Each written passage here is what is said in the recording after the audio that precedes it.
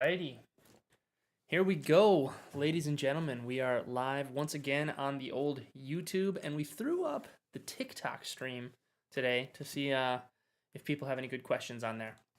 I asked you questions. Well, I asked you 4 questions on my Instagram story that Andy and I would be having an English conversation, and we would be answering them. So I'm very excited to respond to those questions.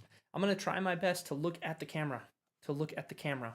But I have this tendency to look over to the left at the monitor where I can see all of your guys' questions and I can read the chat and I can monitor everything. So Andy's going to be staring at the camera the whole time, right? I'm going to be here. Yeah, staring. Tunnel vision at the camera. And I'll be here asking questions, reading questions, responding questions, hopefully in the best way possible. So happy Tuesday. Without further ado, let's get into it. When are we going to Mexico? Well, we just came from we went last summer to Mexico, and it was like a funniest story. Do you want to tell them what happened? Why we ended up in Mexico? Oh my goodness, Instead I of forgot Peru? about this. We were gonna go to Peru, and my passport at that time expired in like 5 months, and so we were gonna go last summer. And because Peru has a law where you have to have at least 6 months before your passport expires, basically once we got to Mexico, which was our layover flight, our escala, our layover, they wouldn't let us go into the country of Peru. The dude told us at the airplane gate was just like, no, you basically you can't go. And we talked with like the immigration officer there. We talked with everything, and they did not let us go to Peru. And so we kind of ended up being In Cancun. stuck in Mexico. But it was a good time. Yeah, and they also told us that it wasn't like an airline law or like a requirement from the airline, that it was like a It was national, Peruvian, like yeah. a Peruvian law. So I didn't even know about that. So if you're going to go to Peru and you're not from there, your passport needs to be active for more than 6 months, or Yes. it doesn't need to expire in less than 6 months. If not, it's going to happen like what happened to us. Yeah, exactly. Don't be silly like us. And there was it was a lack of planning Yeah. on my part. I should have planned better and known that law existed, and I probably should have had my new passport anyway. But so after Peru, I got it, and now we're good to go. Or after our lack of Yeah. being able to go to Peru. What was your favorite part about Mexico? I loved Holbox. It's like I think, if I'm not wrong, it's an island. We swam with whale sharks, so I really really love that experience. The water, because we went in summer, we went to Tulum and also Cancun. The water had a lot of sarago. Sarago. I think it's sarago. What's The name Sarago? is like an algae. Okay. So algae. So it was kind of, I mean, in Tulum, we couldn't even enter to the ocean because it was full of that and it smelled like really bad. And then in Cancun, we did, but it wasn't like the best experience. And we went to the public beaches. So maybe like if you go to a resort or something, that area of the beach is more clean. But because we were in the public ones, I couldn't enjoy it as much as maybe we'll have gone in October or in a different time of the year. So in Holbox, we were able to swim and the water was super clean. So I love that. And of course, I love the experience of swimming with the whale sharks. It was majestic. Yeah, Mexico was awesome. What about you? Mexico was awesome. My favorite part, I think I'm going with Holbox as well. That beach was so amazing. But the people of Mexico, I really like Mexican culture too, and I like the Mexican people, and I love Mexican food. So I got fattened up while I was there, and it was a really good time. We have a couple of questions. Hello, cute couple. Thank you, Chris. Hi, Chris. Here in Mexico, you're welcome. Thank you. Yeah, I mean, we may go No, back to Mexico soon. We love Mexico City. Like, it's one of our favorite cities in the world. Like, Yeah, the we wish we culture could live and there. yeah, exactly. ¿Quieres decir sargazo? Sargazo, creo que sí. I'm sorry. Perdón. Excuse me, you both got married? Where are you both from? Well, I'm from Wisconsin, the northern United States. My wife here is from Costa Rica. Yeah. So I'm an English speaker, and she's a Spanish speaker. And yeah, that's why if I speak Spanish a little bit weird, it's because of her influence on my Spanish. Things like vos, things like the R, like carro instead of carro. So I have something funny to tell you guys. When we were first dating, we were in Costa Rica. Like for the first 3 months, 2 months, we were there. So in Costa Rica, we use a lot like diminutives, Diminutives, yeah. diminutives. So Like like ito, ita. ito, ita. So I always said like me regalas un vasito con agua. And Jake, at that point, he wasn't that fluent in Spanish or he didn't know that much vocabulary as now. So it was really funny because when we were like eating out, he was asking the servers like, "Me regalas un vasito de agua," and he's really tall and big, so it was like really fun just to listen to him So using those little words. let me comment on that as well. At that time, I was again, I didn't speak that well. I didn't speak Spanish very well, and I was learning still, really. And she was the only person that I was speaking with in Spanish because we were hanging out all the time. So I was constantly speaking with Andy. And when I hear Andy say "ito ita un vasito," I was like, "Oh, I have to say vasito, like me regalas un vasito de agua." And people made fun of me and laughed at me and all that stuff. Let's see. Enseñarles. That is why I say pura vida all the time. Yeah. So, I got the pura vida from Andy. Andy, what does pura vida mean to you? Well, for me, pura vida is a lifestyle. I feel like in Costa Rica we have like a very pura vida life. I feel like I don't want to sound like narcissistic or anything like that, but I feel like in general Costa Ricans are very nice, like very like welcoming, and I think like all Latin American people is like that. Like I feel like we just meet a new person and we just open the doors of our house and we just want to create a connection with the other person. And so I think like that's part of being pura vida, also just to don't take life too serious, like um priorities like life, like enjoy your life, family, friends, of course work, but just try to take things in a low pace. Yeah, slow, What do you chill, think? happy. One of the questions that somebody had asked me on my Instagram story was, what do I like most about pura vida? What do I like most about Costa Rica? I think that the lifestyle is what I like the most about Costa Rica. Just how people are so chill. Everything's not rushed all the time. People are nice. People are accepting. They make you food. They hug you and kiss you, and they're so nice.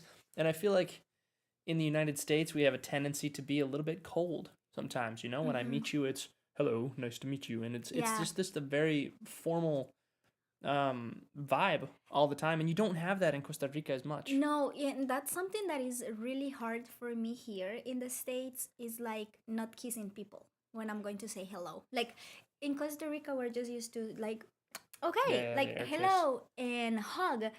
So like now for me it's kind of weird for people like, I don't know, at work, that I see them every day and I love, like, like I have love for them, but we're not that close. So when I see them, I just want to hug them and kiss them, but for them that's too much sometimes. So it's just weird. Or like with my students, like sometimes I'm like, but I can't. I can't do it. The whole culture is It's different. just a different culture, but it's not wrong or good. Well, one thing that was hard for me at first was learning about the cheek kiss that you do in Costa Rica, because we don't, like, obviously we don't do it in the United States. No. And it was so like weird for me at first because there's a right way to do it. I mean, you're not gonna grab someone by their face or be weird like that. But I didn't know. I was just a stupid little gringo. I didn't know like don't how say that. I didn't know how to properly do an air cheek kiss. So I kind of had to learn it through experience, and I went through many awkward times of cheek kissing where I'm touching someone on the head or on the face or something, and they're like, "This guy's weird." Well, but also I don't know if a lot of people here knows that you are really tall. So that's also kind of like in Latin America, we are not as tall as, for example, you. So I think like that's also like just how to learn how to move your body. Because with my mom is I'm really still learning that. no, my mom is really tiny. So I don't know, like it's just when you kiss her and everything is so funny because it's like if you are hugging or kissing a Because I'm like just a crazy giant. I think atarantado would be the word that we use in Spanish. I don't know. Clumsy, I guess, in English. Let's continue on with our questions. And if you guys have questions in the chat while we're doing this video, feel free to ask them and we will try our best to answer them. We are, however, trying not to speak very much Spanish, though. So if you ask a question, I may answer it in English. Andy may answer it in English. Because this video on YouTube is going to be called English Listening, I put B2 to C2. Because B2 is the lower bound of your English, and C2 is native English. It's the upper bound of both of our English. Right? And also, if you don't understand something that I say, just please tell me, and I can repeat it again. I don't mind. Okay. What do you think is a good way to meet English-speaking friends? Any idea? So for someone, because Stephanie asked this question, she lives in Nicaragua. Well, I think I'm gonna go like for the most extreme way. I think so. I feel like maybe if you live like near the ocean or near like touristic spot like in San Juan del Sur, for example, maybe just to go to hostels, because you are going to meet a lot of people that are speaking English, that even English is not their first language, like Europeans or Australians, that they have a different English accent, or Americans. If not, I think like the internet is amazing just to have like that interaction, like I seen a lot like people, if they want to date but they don't want to go to Hinge or I don't know what is like the trendy now, like fortunately I don't have to be using those, but I see like people they are just going through the socials of people that has things in common with them, and they just start talking to I can tell you, dating apps aside, a good app that you can use to meet English speakers or meet speakers of a language that you want to learn is Hello Talk. I don't think I told you, but I tried using it for Russian. And the second that I went on there, maybe it's because I was an English speaker, but right when I went on there, there was like 10 people who wanted to talk with me instantly. Wow, that is really nice. But I think it could also just be the case that there are a lot of people who want to learn languages. And so if you want to meet someone of a certain language, try it out. Hello Talk. You really, nothing to lose. They try and get you to buy things, but I didn't pay any money for it. So you just roll with it. I just only want to say to Edwin, thank you so much. And to Camilo, hi from Saludos here. From Colombia. We love Colombia. We do love beautiful. Colombia. Yes. So next question. Do you use subtitles with movies and series? Oh yeah, all the time. Why? All the time. Because I even do it in Spanish, especially when I listen to, like, watch Spanish movies. Sometimes the audio is not that good. And also because I feel like sometimes I'm not a really good listener. Okay. Listening learner? Listening learner. I'm more visual. So for me, it's just better just to read and also listen to the words, so that helps me with pronunciation to understand better, especially if it is like a movie that I need to pay attention to the little details. I really want to know. I feel like I love cinema, so I know like in every script they have a lot of hidden gems that they will tell you more about the movie and things like that, so I want to know what it's all about. What about you? So if you need details, basically, like if details are an important part of the storyline or anything like that, you should use subtitles. But in my opinion, if you can understand enough to still enjoy the show, you should not use subtitles.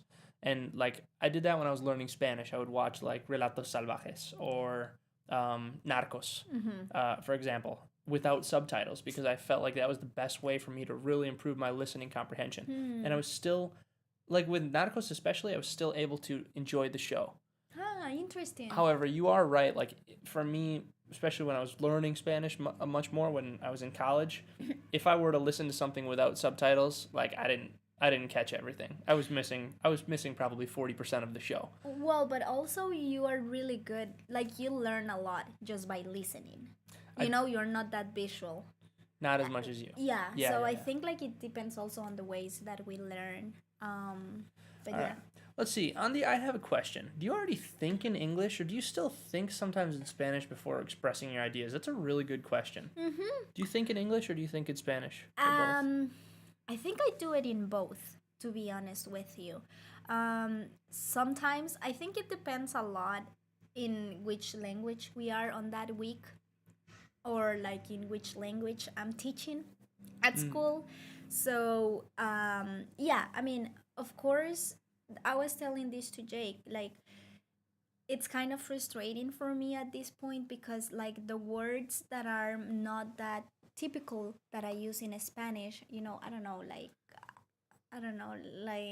otorrinolaringolo. I don't know, like those type of words that you don't use that often. It just takes me like a couple of seconds to think about them. You're losing them slowly. It's not losing them, but it's just that they don't come as fast as before. And I think it's because my brain now sometimes just goes automatically in English. And especially if I'm reading or watching something in English and I'm thinking about it, it just comes to my mind in English. But I think it happens in both. I think that's the same for you, isn't it? Interesting. Yeah, I think it happens in both as well. However, I will note in the process of learning a language, it's a very slow and hard step to go from thinking in your own language and then translating to the target language to actually thinking and speaking and doing everything in the target language. And it's not like something that just happens overnight. No. I think that what tends to happen is you slowly, especially in familiar situations, you slowly start thinking more and more in your target language. So like you just slowly started thinking more and more in English. Yeah.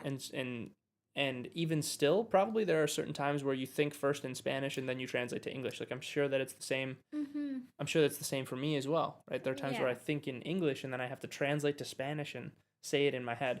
When you first start, it's a 4-step process where it's like, I hear you say something, I translate it, I think of my answer, I translate that, then I say my answer in the translated language. And I do remember actually when was the first time that I think it happened to both of us. Like we weren't even in this house. We were living in the apartment. And I remember that one day we were like, oh, I just thought in English. And then later on you told me like, oh, I thought in Spanish. Like it was just it's just crazy. And or dreams. Or dreams. Dreams are that's weird, right? It's weird because it's not that we do it on at least I don't do it on purpose, but it's just interesting and funny. Wow. That's a good question. Jack has a great question. How many words per day did I learn when I was studying? I'd say like truly committing to memory, like really actually learning the words. Probably, I will say 5 to 10 words or phrases per day. So, because a phrase is a lot like a word, like que tengas un buen día is like one thing in your mind, right? And muchas gracias, it's 2 words, but it's like one thing in your mind. So, as far as phrases and words, I think 5 to 10 per day, which is quite a bit.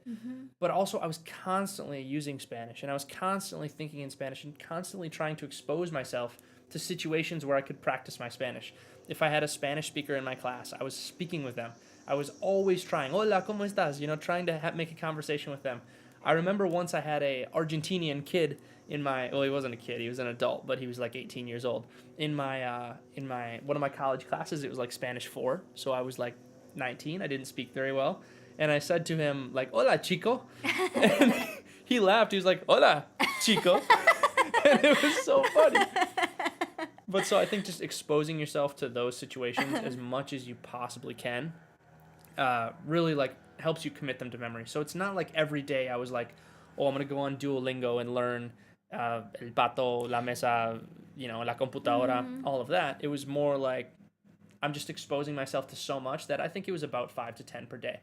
But it's not just learning words and vocabulary. It's using them. So I think this goes back to what you asked as well. Oftentimes you learn these words, but it's very difficult for you to speak, or you speak very slowly because you know the words, but you don't actually speak them very often. For someone to actually commit something to their memory, for me to actually have committed que tengas un buen día to my head, I probably had to say it like 20 times, 25, 30, 40 Wow. times, right? I mean, you say it Yeah. over and over and over Over again. and over. Yeah. So now, like when you go to work in English and someone says, "Hey, Andy, how are you?" You say, Mm-hmm. "Hi, I'm good, and you?" Mm-hmm. That "I'm good and you" is something that you've said 500 times. Yeah, You know? it's you just get used to it. But that's also, I think, like a good idea, just to choose like a word for one day or for a week and just try to incorporate it in your daily routine. I don't know. That could Yeah, be yeah, a good yeah. option. Well, another thing that I do, and first of all, I just want to comment: have I been to Costa Rica? Yes, that's where I met my lovely Andy. Um, if you can understand everything that Andy and I are saying right now, you're doing amazing. If you can understand most of what we're saying right now, you're doing amazing.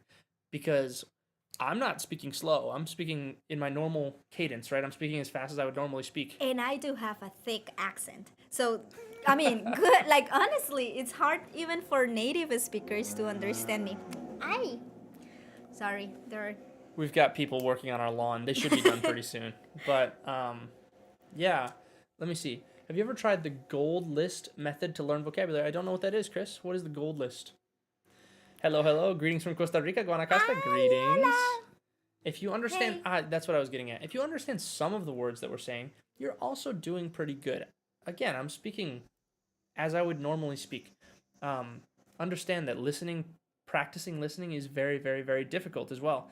Like it takes a lot to go into your ears, and there are still situations where I hear someone and I'm just like, "What did you just say?" Yeah, and Like what? I'm uh, just totally lost. and learning a new language requires so much energy that people who doesn't speak another language or haven't studied another language, they don't know how much work it requires. So yeah, I mean, feel proud of yourself. It, like, if you are understanding, even if you are not understanding, man, like, you're working so hard. So Yeah, that's good, and and you should be happy about it, and you're gonna get really also, good.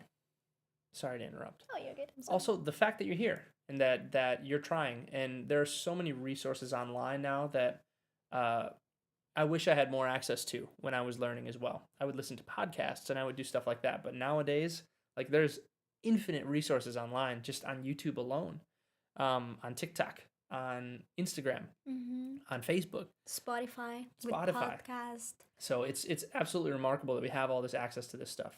Let me check here. Saludos from Costa Rica. Hey Diana, how are you? I'm just learning English by myself, and English is making me crazy. I have a lot of information, vocabulary, but when I start to speak, I use the same words or sentences. I don't know how to fix this. That is an amazing question, and it's a very common issue that people have.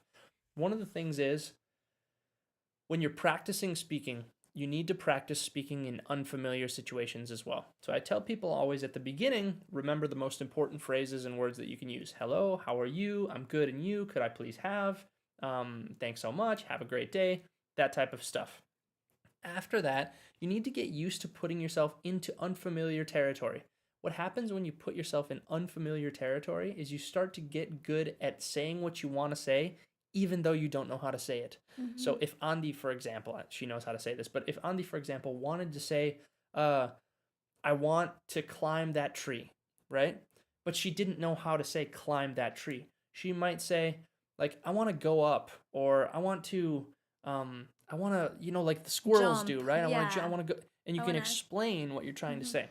And so then you get better at managing unfamiliar territory or unfamiliar situations, Mr. Edwin. And once you get better at that, you start to see patterns as well. Like, for example, in Spanish, there are patterns of sion, right? So if any word that ends in shun in English, like information, información, well, then when I have like uh, instigation, I can Yeah. I can guess, right, that it's Yeah. instigación, and I might be Is it? wrong, but I might be right too. And so then you can take good educated guesses at the words you're trying to say. But it comes with tons of practice in that unfamiliar territory. Yeah, and I think, like, also when you are saying something using the same words, but then later, like, you're thinking in another word, just say it. Like, I used to do that a lot. Like, Thinking about another word. thinking about another word. Because I used to do that a lot. Like, if I say, "Oh, he has a basketball," And then I said he have a basketball, but then immediately I was like correcting myself. So even if the conversation was over about that, I just repeated it out loud a little bit, like, oh, he has a basketball. Yeah, yeah, Even yeah. if I sound like kind of weird, it was just for myself, just to reassure that I was saying the things good. I don't know if that Yeah, makes sense. yeah, you're correcting yourself. Yeah. So I think like that could be also a good option. Like if they just come to you even after, just say it. And yeah, Yeah.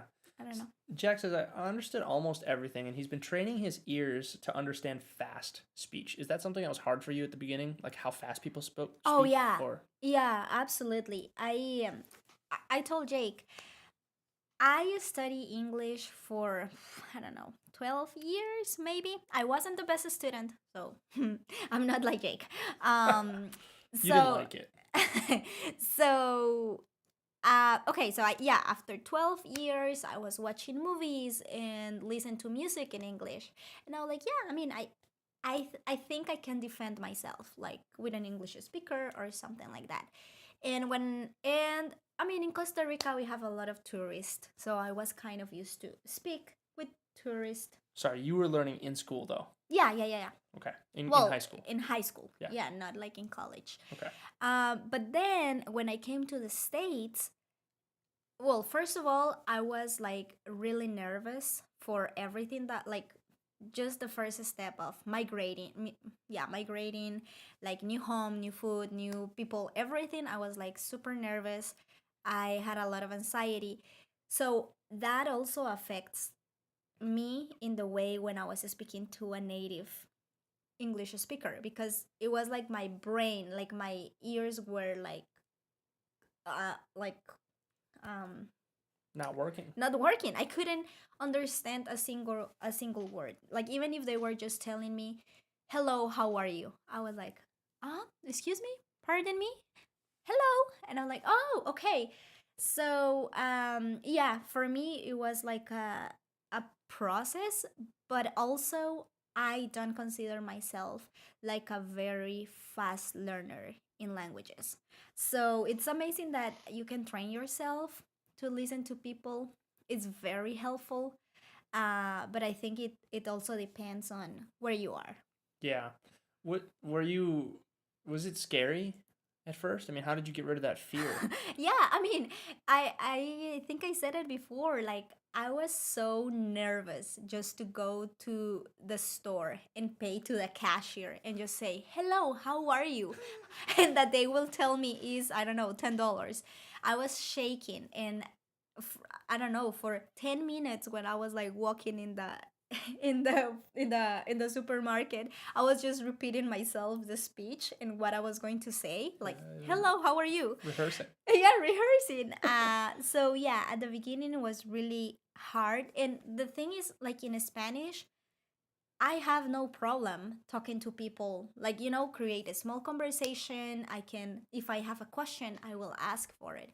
When I came here, I think I was just overwhelmed with so Yeah. many new things that I was super nervous, and I didn't want to look dumb or that I didn't understand.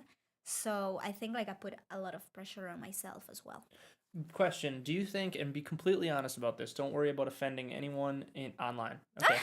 Do you think gringos are easy in that regard? Like, do you think gringos are accepting in that regard, or is it really scary speaking with I think American people, with people from the United States? I think it depends. It depends the person, not even necessarily like the area. I think it's just because there's people that they were like so nice, that they were like, "Oh, you have a really," like they try to be nice, so they're like, "Oh, you have a really cute accent. Where are you from?" But you can tell that they are asking you from a place of curiosity Mm-hmm. and for being nice. And then there's people that is like, "I don't understand what you say." Like, what? Or like, they are rude. So I think it Yeah, depends on the person, to be honest. And the thing is, absolutely. we live in Texas, so there's a lot of people that speak Spanish here. So it's also kind of easy to be lazy, because I knew like, oh, if I go to Walmart, I know at least one person will speak Spanish. So I was looking all the time for that person Yeah. that was speaking Spanish instead of looking, for someone that um Yeah, absolutely. that looks like you will speak in English. But I don't know. What do you think? How was for you when you were in Latin America and Oh man. you were speaking Spanish? One thing I think about being a gringo in Latin America, first of all, people are super nice, just very, very nice overall, and always willing to teach and like help you in the best way. And I think it's this for the most part, it's the same in English as well. However, and I don't blame Latinos at all for this. There is this idea of the stupid gringo, and they get made fun of a lot. And so I got used to being made fun of as the stupid gringo. But at the same time, I think for the most part, people are also so appreciative that like I'm learning Spanish, because I think a lot of gringos maybe go to Latin America and they're like, "Yo quiero dos cervezas, por favor." That's like the typical "Donde está el baño?" and they're awkward and they're rude or disrespectful. But I was like, I really wanted to learn, So I think there's a little bit of a difference between that. And the fact that I was there learning. So for the most part, Latinos were super, super, super respectful and accepting. However, many Latinos, yourself included, have made fun of me for my Spanish. And again, I don't blame them at all because I also make fun of you for your English very often.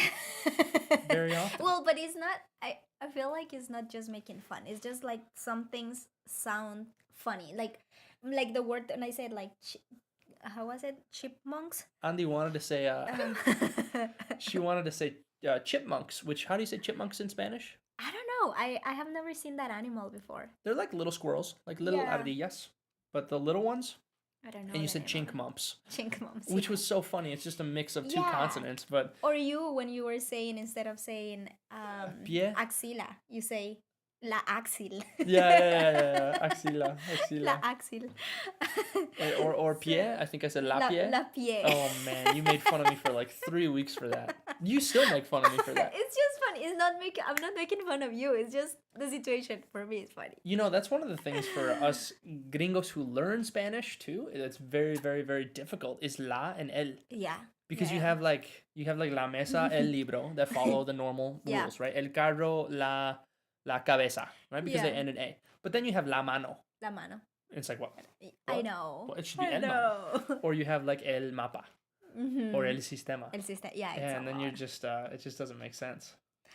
I don't know. There's more questions over there. Oh yeah, I have more questions. If you guys have questions, feel free to put them in the chat. También suelen decir la papá o mamá. Yeah, la papá. La papá. La papá. La papá. What makes us happy? Ooh, there's a lot of things. You want to start? Start. Yeah, I'd like to start. You make me happy. My family makes me happy. Being with loved ones. Spending time with my cat, who's sleeping on the ground right now. I think for me, more than anything, things that make me happy are things that, in my eyes, like have purpose. Yeah. So, if I'm advancing something that's meaningful to me, it makes me happy. Whether that be a sport, the guitar, relationships, my knowledge, like idiomas, making videos for idiomas. Like anytime I'm advancing something that makes me feel purposeful, that's what like really makes me happy. So like I don't know, I think more about purpose than happiness. As far as like wasting time happiness, playing chess and playing video games for me. Yeah. And for you? Yeah. Well, for me, you make me happy. Thank you. My family makes me happy. My cat Maya and my cat at home, Agatha. Costa Rica. When I'm over there, I was telling Jake I get my personality back. So I'm really happy over there. I feel like similar to you, just feel I have a purpose. So like if I'm helping someone or doing something good for someone else, that gives me like happiness and peace of mind.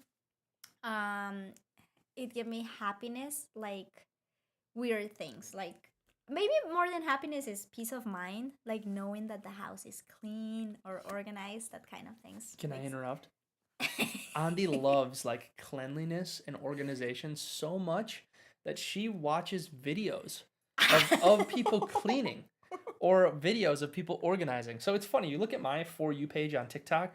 What are you gonna find? Stupid languages, chess, music. sports, music. Basically, you look at yours. It's like cooking, lifestyle, partner. What do you call it? Yeah, Partner like stuff, couple stuff, yeah. lifestyle stuff, and cleaning videos. Like people cleaning stuff, and I'm just like, that is so crazy. It's so visually pleasant. I don't know for you guys. Tell me if you're with me, but I love just looking at one video where the fridge is so dirty, and then 3 seconds after is everything clean and everything in its place. It's just Yeah, what so do you guys pleasant. think? What do you guys think? What do you watch? What do you? Cleaning Yeah. stuff? What makes you happy? Okay, sorry. Continue on with your happiness. What else makes you happy? I don't know. I think I'm done. Well, I think one thing I'd like to add about making you happy, and I'm so sorry for interrupting, arts and crafts. Oh yeah, I love creating pretty stuff. Yeah, I love to create. I get in a point of frustration, but then when I see something that I made with my own hands, it's like so happy. And I think like just being outside, like outdoors, biking, walking, swimming, go for hikes. I mean, feeling the sun on my skin, that's it. Yeah. Feeling the sun on my skin makes me happy. Yeah. Winter is tough for me, and Yeah, I'm in absolutely. Texas. But yeah. Wow. Very good.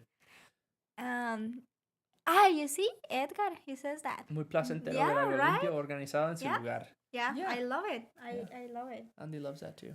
So, Yeah. well, if anyone has any other questions, feel free to leave them now. If not, we have to go take our little gray one to a veterinary appointment. Can I take the phone so they can watch her? You can show them Yeah? Maya Okay. with the phone. So I'm going to show you Mayita. I think a lot of you already know her. Or you. Come with Good me. luck. I don't know how I'm gonna do it. I'm gonna feel like my mom using the phone. In the meanwhile, I'm going to talk with you YouTube people because I would grab the camera, but it's like it's a big camera and I have to grab it and show it down. But if you want to see Maya someday, you can see her on my Instagram story, maybe, or she also has her own Instagram page. Actually, I'm going to type her Instagram page. Okay. What is it? Mayita the pig. Yeah, we're back. Okay. That was tough. I felt like my mom because I don't know how to turn the camera. Yeah. Do you think they liked it? I hope so. Thank you for your help. I've learned a lot with your videos. I'm living in Texas and I'm studying my GED now. And sometimes I don't understand everything, but I do my best. Sounds like you're doing amazing, Maria. Keep up the amazing work. And yeah, little by little. I mean, it's a slow process, but little by little, it gets easier as it goes on. Yeah. I think. And especially like if you're studying, I don't know what is the GED. GED is the high school equivalent. It's basically the equivalent of a high school graduation. So you are going to have a lot of technical vocabulary. So that's really amazing that you're doing it. And if you understand the main idea, you got it. I feel you. From your heart, what does the United States mean for you? I understand the question, Edwin. From the heart, what does it mean? What does the USA represent or mean to you? I think I'm better to answer this question because I'm from the United States. I think that the United States means diversity because if you look at many countries that the United States is oftentimes compared to, specifically Nordic countries or Northern European, Northwestern European countries, like Sweden, they're primarily homogenous countries as far as race, culture, language, even though they speak many languages. It's a primarily homogenous culture, so many people are mostly alike. The United States is not like that. You have so many different types of people in the United States, and it truly is a melting pot in the least cliche way possible. So I think that the United States is diversity in that sense. I would like to think that the United States is diversity of thought as well. So in the USA, you're welcome to think whatever you want. If you hate the government or your leader, you can not only think it, you can say it. You can shout it in the streets and nobody will do anything to you. Or that's the one of the principles on which the United States was founded. And so when I hear what is the United States, I often think about those principles. I also do think that the United States is the land of opportunity in that whatever you want to do, whatever idea you have born in your head, you can go out and try to achieve it in the United States, and the opportunity is there. It does not mean that you're going to be successful. It doesn't mean that you'll have everything given to you. But I think that in that sense, it's the land of opportunity.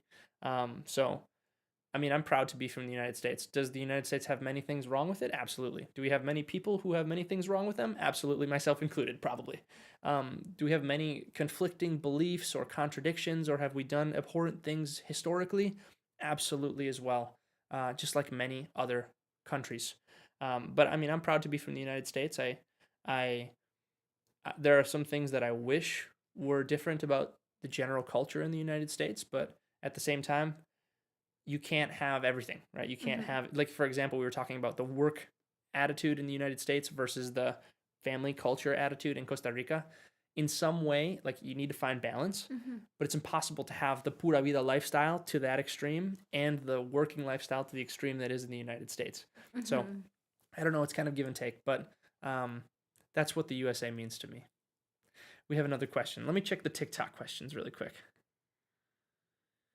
Thank God you're not doing that AI live trend. Have you seen that AI live trend? No, what is it? It's where you act like an AI person. So someone gives us a rose, and I would be like sitting here like this, like if I was a, what do you call it, a NPC, and I'd be like, ooh, a rose. And people would leave it. And I act like a robot, basically. Wow, that's interesting. Maybe it's because of the Barbie movie. I don't know what it is, but it's like a Black Mirror episode. It's weird. That's crazy. I haven't seen it. Okay, let me continue because there was a couple more questions here. Tenemos hijos? No. Do I have a podcast? Yes. It's on YouTube, and it's English listening practice. You can find it on my YouTube channel. United States means crazy people? We absolutely have crazy people. We have 330 million people. Some of them are crazy. We are all crazy in this world. As a couple on a cultural level, what was the situation that surprised you the most? Something that was very different and something both of you could learn from? There was a lot of things. I think for both of us. We were talking about this like a couple of days that we both have been adapting a lot of things from the other culture. So do you have some in mind, or? No, I'm gonna let you go.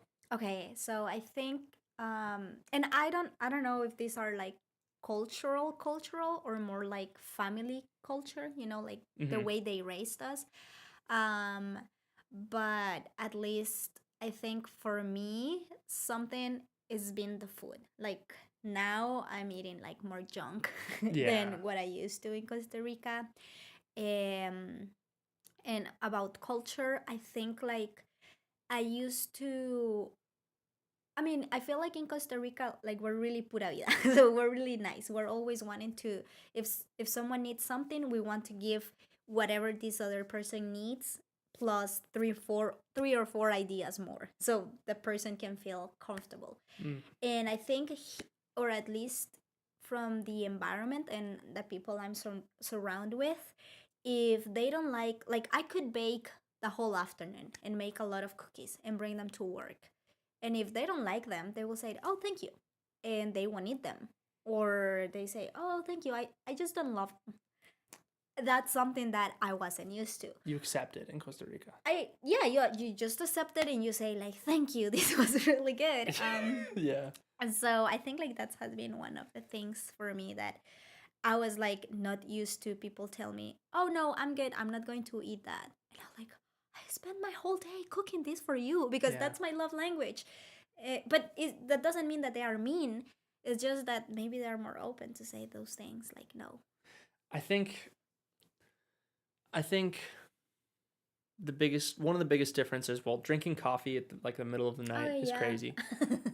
Drinking coffee as much as you guys do is wild. And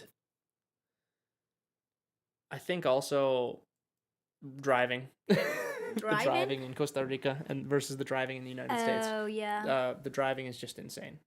Communicating with the horn, asking for space, rules or lack thereof. That was something that was culturally way different. So. Ah man, I feel like I love that question because I have a lot of examples and I cannot have them right now in my mind. Be Kind says, I just got pulled over for being on my phone. I showed the officer you're live, and he let me go. Oh, it's a joke. See, that's the type of thing that Andy maybe will not understand. But that's a joke. Let me see. Any other questions here? Do I play guitar? I do play guitar. Too much. Too much. No, you didn't do that bad. Well, thank you guys so much for being here. We do have to go because we have to bring our little gray cat to her vet appointment. And if we don't, she's not going to be happy, and they're not going to be happy with us. So Yeah. we appreciate you being here. This today was much less formal than these English listening practices usually are, but I don't know. I felt like in a light mood, and I think you did too. So thank you for the amazing questions and the amazing support lately. Anytime, if you guys have a question, you can send it to my Instagram messages, or you can leave a comment on Instagram, YouTube, or Facebook. TikTokers, I apologize. I get so many comments on TikTok that I cannot possibly get to them. And so I've just kind of given up on my TikTok comments. I know that's wrong of me, but like I made a video yesterday that already has over 300 comments, and I can't get to them all. It's just too much. So thank you so much. But if you do have a question, send it to my Instagram messages, and I will always answer you. It may take me a day or two, but yeah, I appreciate them, and I like interacting with you guys, and that's the reason that I made this page in the first place, was to, it was kind of just answering questions. Yeah. Right? So we appreciate you. Andy, do you want to add anything else? No, just again, thank you so much for sharing your time with us. Like, we really appreciate that you interact with us. Like, I wish we could all be like in a cafe and having this conversation and just talking. Is really nice to know about you guys, to share you a little bit about us. And yeah, I just hope you have an amazing rest of your day, that your heart and soul will be full of love and happiness. So, Absolutely. I don't know. Be safe, be smart, and make some good decisions. YouTube, we're signing out. I'll see you guys next Monday. Next Monday, I will actually be live from Wisconsin with my brother. So we'll see you then.